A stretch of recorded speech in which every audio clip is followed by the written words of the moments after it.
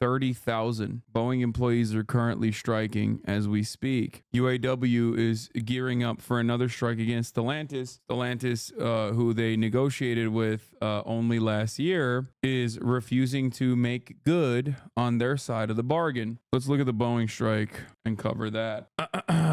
Boeing, in an effort to withstand this strike, has decided to furlough their white-collar workers. By the way, what's good for Boeing workers is good for the public. On the West Coast, 33,000 Boeing workers are in the midst of the largest strike, U.S.'s largest strike. It's not just wages and benefits at stake. It's the question of whether we will continue to have skilled, secure workers making goods as delicate and as complex as airplanes. Written by friend of the show, Alex Press. Okay. On Friday, 33,000 Boeing workers went on strike after voting down a tentative agreement reached on September 8th between their negotiating committee and the airplane manufacturing giant. The strike by the workers, members of the International Association of machinists and aerospace workers, most of whom work at the company's gigantic Everett, Washington plant, the largest manufacturing building in the world, is now the largest active work stoppage in the United States. Its first strike at Boeing since 2008. Boeing CEO Robert Kelly Ortberg installed earlier this year after the company suffered yet another publicity nightmare when the cabin panel of a 737 MAX 9 came off mid-flight in January this year, not to mention the highly suspicious deaths of two whistleblowers at the company, practically begged the workers not to strike, stating that the walkouts puts Boeing's recovery in jeopardy. We encourage them to negotiate in good faith. They got a new CEO on the line. Many machinists are hogs, unfortunately. I don't care. Hog or not, they obviously recognize what's good for them and what's fair for them. This is what I always stress people. Unions are not about being a card-carrying member of like the American communist movement. You join a union not because you're a socialist or a communist. You join a union because there's no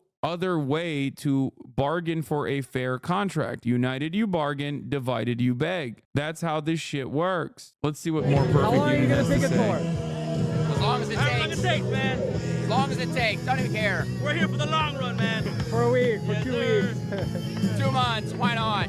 Okay, what the fuck is Zelensky doing there, bro? That's crazy. This motherfucker always looking for more money, okay? No matter where in the world, he's like, no, I just loved it. I'm doing it for the love of the game. He does not like working. Okay. I can tell. Classic Ukrainian commie. Need more money. Need more. See, bro, he did the Zelensky tagline. Yo, it's him, bro. 2 months. Why not? Need more money. That's him. I swear to God, that's him, bro. That's him. Need more money. Strike! Strike! Strike! 32,000 Boeing workers are on strike in the Pacific Northwest. They walked off the job at midnight Friday after 95% of workers voted down a tentative contract agreement between Boeing and IAM, the machinists union. 96% of workers voted to go on strike. Voted no, rejecting the contract, voting yes for strike. Us as machinists and mechanics deserve a better future for not only us but for our children. And this vote today determines that, the future of Boeing. Workers rejected a contract that would have raised wages 25% over 4 years. After losing their pensions, years of slipping wages, and rampant safety problems, Boeing workers are demanding better. We're supposed to be the best in the aerospace industry. They need to be paying their employees accordingly. They're willing to pay all their executives. The upper crust makes all the money in the world, but yet the people who build the planes can't. We're just trying to make a wage to afford to be able to have a house and feed our families. Yeah, that's the other side of unions that like and Republicans and liberals alike refuse to mention, which is that in times of like economic downturn, like the company will go back to the workers and be like, we have to make cuts. Okay, so the union in that instance will also agree to certain cuts in an effort to ensure that the company continues to operate. And that's what's really funny about this problem, which is that like every company, every executive, every single time will say, we'll go bankrupt if we do what these unions are asking for. And it's like, dude, why would they want to bankrupt the company, you idiot? Like, why? Why would they? Then they won't make any more money after that. No, they just want a larger percentage of the profits that they are creating for you. There is no value without labor. Okay. Without labor, all you have is just sitting capital right there. That's it. And no matter how much we financialize our economy, there is ultimately no real value. There's no output. There's no production without workers. So when they go back to the table and they're like, dude, what the fuck? Like, give us some of this money back that we created for you. These guys go, oh, that'll bankrupt us. No, what they actually mean is, no, I don't want to, because I really like my massive salary that I get by ensuring that I don't do that for you, so that, you know, our shareholders, who we actually care about, who I have a fiduciary responsibility to improve their profit margins, I will continue turning larger and larger sums year over year. We haven't really had a pay raise in 10 years. The wage increase isn't enough. Just over the last 7 years, I've lost 23% of my buying power due to inflation. The cost of planes have gone up, but our wages have not. It's stagnated. I make 23% less money. That's unacceptable. And if you keep letting them take and take and take, when does it end? Soon we'll have nothing left, and we'll just have to accept the shittiest thing they can throw in our face. We've been seeing that they've done for the last 16 years when we've been in this pigeonhole of a contract, what they've done for their upper level and their management. Yes, fiduciary responsibility means they legally have to do the thing that makes the shareholders the most money. That is what the fiduciary responsibility is. They've been willing to bend over backwards and give them, you know, $20 and $30 million plus bonuses where they can't even support their employees that build the plane.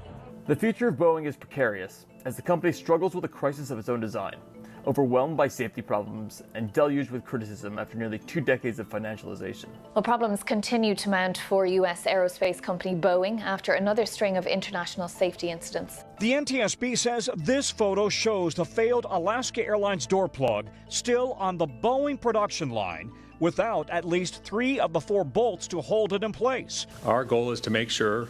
Here's what they did, by the way. They outsourced their production to obviously cheaper companies in parts of their manufacturing, and they did this obviously to keep costs as low as possible to increase profits.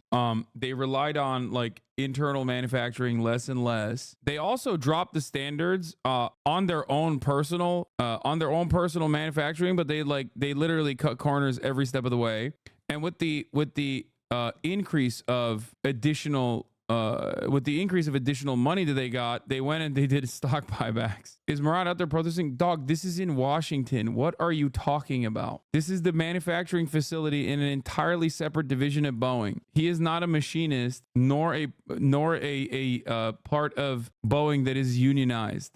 That Boeing makes the necessary changes and has the right tools in place to sustain those changes. I really think that when you talk to people on the floor, we want to do a better job. We want the environment that helps us make that safe, quality work, and we expect Boeing to provide it. Are you worried about company's financial state? Nope, because they did this themselves, not us. Workers are looking for input into production, with bonuses for delivering the safe planes that Boeing has regularly sabotaged. We're going to be here for a long time. The deal's going to take a little while. It's definitely not going to happen overnight, and most of us are definitely prepared to be here a long time. Anyway, law tip. Corporations possess a fiduciary duty to their shareholders to ensure said shareholders make the most money possible. If corporate boards don't do what is best for the profit of the shareholders can literally sue them for a buttload of money. Can I kiss you on the cheek in TwitchCon just once, please? No. Please don't do that. Not exactly correct. They span off part of the company, Spirit Aerosystems, into a separate company, hoping it would have extra customers. But still, 70% of its revenue is from Boeing. With 2 companies instead of 1, there are communication and quality issues. I mean, they bought Spirit Aerosystems, which was a separate company, if I'm not mistaken. But what I'm saying about outsourcing is true.